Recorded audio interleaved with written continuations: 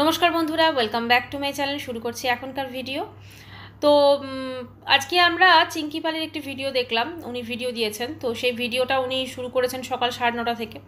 তো সেই ভিডিওতে উনি রান্নাবান্না সমস্ত কিছু করছেন, ওনার হাজব্যান্ডকে কলকাতা যাবে সমস্ত কিছু বললেন। তো ওনার হাজব্যান্ড একটি কথা বললেন যে ছেলেরা তার যোগ্যতা অনুযায়ী উপার্জন করে, মানে তার অন্য যোগ্যতা, মানে উনি ওয়াইটিটা আর থাকবেন না এরকম একটা বললেন। দেখা যাক কদিনের জন্য, কারণ উনি তো লাইভ করতে এত ভালোবাসেন এবং লাইভে মেয়েকে দেখাতে উনি এত সুন্দর ভালোবাসেন। তো দেখা যাক কদিনের জন্য।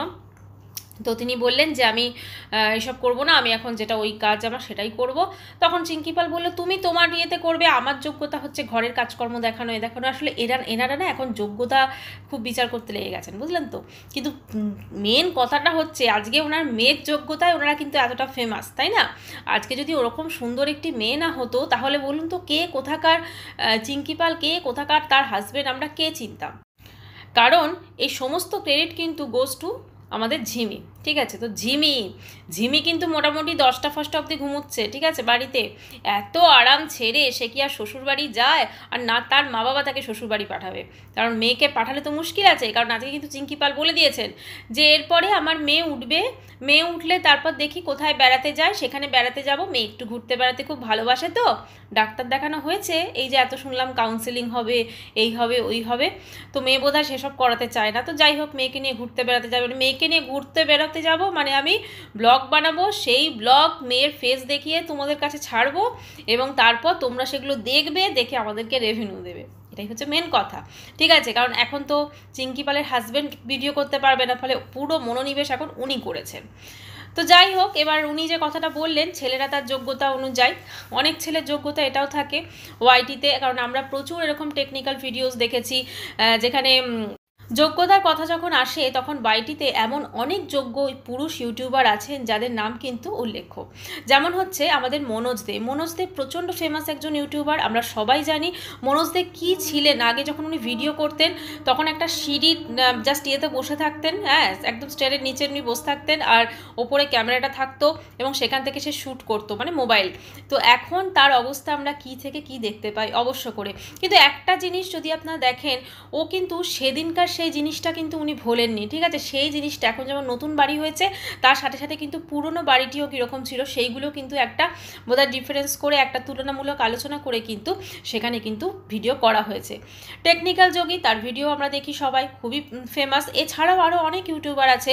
বাংলাতে যদি বলতে যাই তাহলে অবশ্যই বঙ্গাই কী থেকে কী হয়ে গেছে সেটা তো আমরা সবাই জানি। বঙ্গাইয়ের একটা ভিডিওজে মিলিয়ন ভিউজ আসে এবং সত্যি তার যে হাসার যে দক্ষতা আছে, মানে মানুষকে হাসানোর যে দক্ষতা আছে, সেটা কিন্তু জাস্ট মানে কি বলবো, ওনাকে দেখলেই প্রথম কথা হাসি পেয়ে যায় যে হ্যাঁ এবার বোধহয় কিছু একটা ভিডিওস আসতে চলেছে আমাদের সামনে। এছাড়াও যদি আমরা ছোট্ট ছেলের নাম বলতে পারি, এছাড়াও আরও অনেক পুরুষ ইউটিউবার আছেন যারা কিন্তু নিজ যোগ্যতায় কিন্তু মানে ইউটিউবটাকে পেশা হিসেবে নিয়ে তারা যথেষ্টভাবে মানে ফেমাসও হয়েছেন এবং অনেক টাকা উপার্জন করছেন আমাদের এই ওয়াইটি থেকে। তো উনি হয়তো সেটা জানেন না, চিঙ্কি পালের হাজব্যান্ড, জানার কথাও নয়, কারণ সব কিছু উনি হয়তো সমস্ত এই মানে নিজেদের কেচ্ছা নিয়ে ওনারা এতটা ব্যস্ত থাকেন যে কোথায় কি হচ্ছে সেগুলো জানার বোধহয় এতটা টাইম বা সময় কোনোটাই ওনাদের কাছে থাকে না। তো এবারে কথা হচ্ছে ভীষণ একটি বিতর্ক উঠছে, যেটা চিঙ্কি পাল, যেটা ওনাদের ওই মানে ওনার নামটা তো আবার নেওয়া যাবে না, তো যাই হোক একটু বোঝানোর জন্য আমি বলছি। মানে চিঙ্কি পালদের যে সমাজসেবীর মধ্যে একজন আছেন, যিনি সমাজসেবী করে থাকেন ওয়াইটিতে ভিডিও করে, মানে উনি ভয়েস দিয়েন ম্যান মোটামুটি ভিডিওতে। তো উনি বলেছেন যে আমি আমার কাজের ফাঁকে আমি ভিডিও বানাচ্ছি, সেটা অবশ্যই আমার ক্রেডিট, ডেফিনেটলি ওনার ক্রেডিট। উনি এত উচ্চ পদে আছেন তারপরও যে উনি ভিডিওস বানাচ্ছেন, এবং উনি বলেছেন আমি ভিডিওস বানাই এবং আমার অফিসে ওয়াইফাই আছে, মানে ফ্রি ওয়াইফাইয়ে উনি আপলোডও করেন অনেক বড় ভিডিও। কালকে তো একটা ভিডিও অনেক বড়, বাপরে। তো যাই হোক সেটাকে উনি করেছেন এবং সেখানে তিনি প্রচণ্ডভাবে ঝিমির মানে এত প্রশংসা করেছেন। আমি যদি মনে করছি ঝিমি যদি ওই প্রশংসাটা শোনে এবং ঝিমির মা যদি ওই প্রশংসাটা শোনে তাহলে মানে কি হতে পারে, নিশ্চয়ই শুনবেন ওনারা।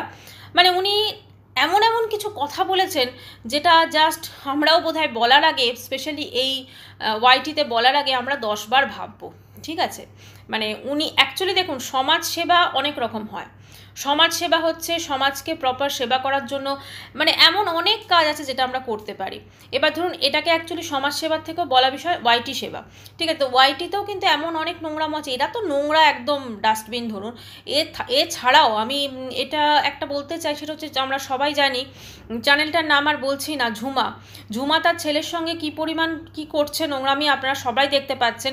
তো সেইটা যেভাবে মানে ওনাদের দৃষ্টিটা কিন্তু এইদিকে ফেরানো দরকার, ঠিক আছে? ওদের তো হলো, মানে এই চিঙ্কি পাল ঝিমি এদের তো যা হওয়ার হলো, কিন্তু এই যে ঝুমা নামক যে কি বলবো, তো যে নোংরামোগুলো করছে আমাদের দেশের মানে জাতীয় সঙ্গীত থেকে শুরু করে এমন অনেক গানের সঙ্গে বিচ্ছিরি নাচ করেছে, তো সেটাকেও আমার মনে হয় এনাদের দৃষ্টি ওনারা দেখেননি বোধহয়, আসলে জানেন না এতটা, মানে এতটা ডিপে তো ওনারা করেননি।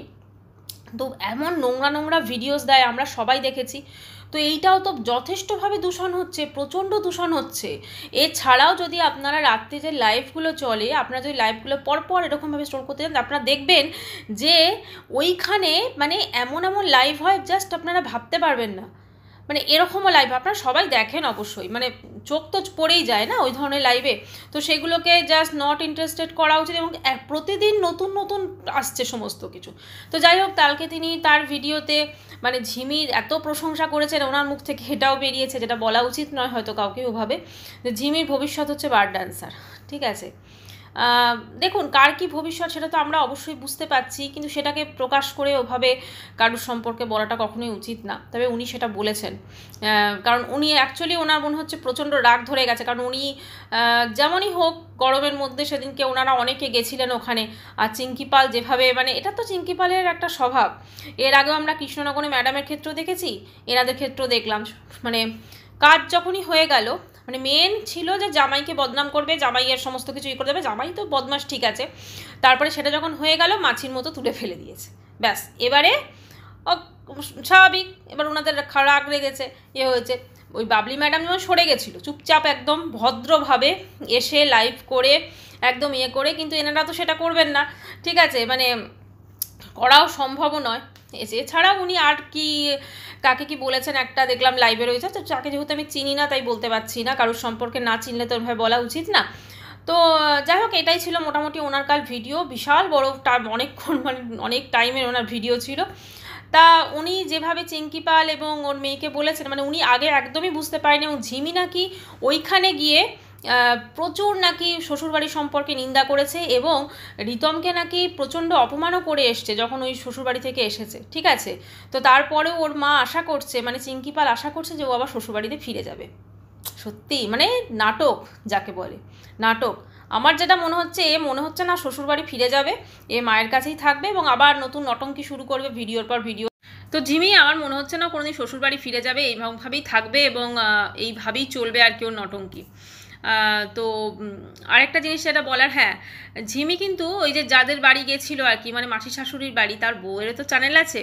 তো কিন্তু একটা জিনিস, ওর বউকে কিন্তু ভিডিও ভালো করে, ভীষণ সুন্দর ভিডিও করে কিন্তু, বেশ মানে দেখলাম ভিডিওগুলো কয়েকটা যথেষ্ট ভালো সুন্দরভাবে করে কিন্তু। তো যাই হোক, সেই ভিডিও ওখানে গেছে, তো সেখানে তার ভিডিওতে দেখা গেল যে ওনাদের বাড়িতে সম্ভবত যে গৃহপ্রবেশনা অনুষ্ঠানে বোধহয় বৈষ্ণবদের, তো কোন একজন গুরু এসেছিলেন, তো সেই গুরুকে ঝিমি নাকি তার মনের দুঃখ মনের কষ্ট জানিয়েছে। অ্যাকচুয়ালি কি জানেন তো, এই দুঃখ কষ্টটাকেও না ওরা ভীষণভাবে শো অফ করছে।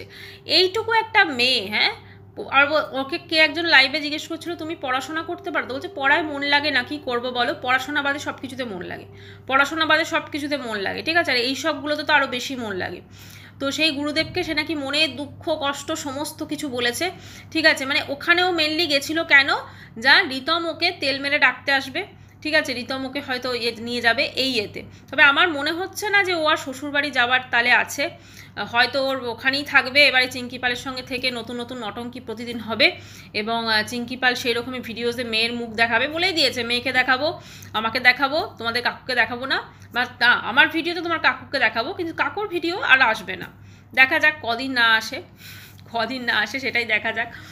তো যাই হোক, এটাই বলবো যে এই যে নোংরামোগুলো এরা ছড়িয়ে দিয়েছে না, এতটা এরা ফেমাস হয়ে গেছে, এখন এর যদি ভালো ভিডিও দেয়, যেমন ধরুন চিঙ্কি পাল কিন্তু এখন যে ভিডিওসগুলো দিচ্ছে যথেষ্ট ভালো ভিডিও, মানে উনি চেষ্টা করছেন, ঠিক আছে। এবারে প্রত্যেকটা মানুষেরই একটা রুচিবোধ আছে, অন্যরকম আছে। যেমন আগের দিনের একটি ভিডিওতে একটা বাচ্চাকে দেখিয়ে ফেলেছে একটু অন্যরকম অবস্থাতে, তো এবার সেটা যে ওটাকে হেজি করতে হবে সেইটুকু বুদ্ধি নেই এডিটিংয়ের টাইমে, বা হয়তো করতে পারেনি, এটাও হতে পারে। তো মেন কথা হচ্ছে চেষ্টা অনেক কিছু করছে, কিন্তু এদের ইমেজটা এমনই হয়ে গেছে যে এই ইমেজ থেকে বেরোনো খুব একটা সহজ নয়, এটাই বলার ছিল। তো যাই হোক বন্ধুরা, ভিডিওটা শেষ করছি, আবার আসছি পরে নতুন ভিডিও নিয়ে। ততক্ষণের জন্য সবাই খুব ভালো থাকবেন, আর চ্যানেলটি ভালো লাগলে অবশ্যই করে সাবস্ক্রাইব করানো হলো। বাই।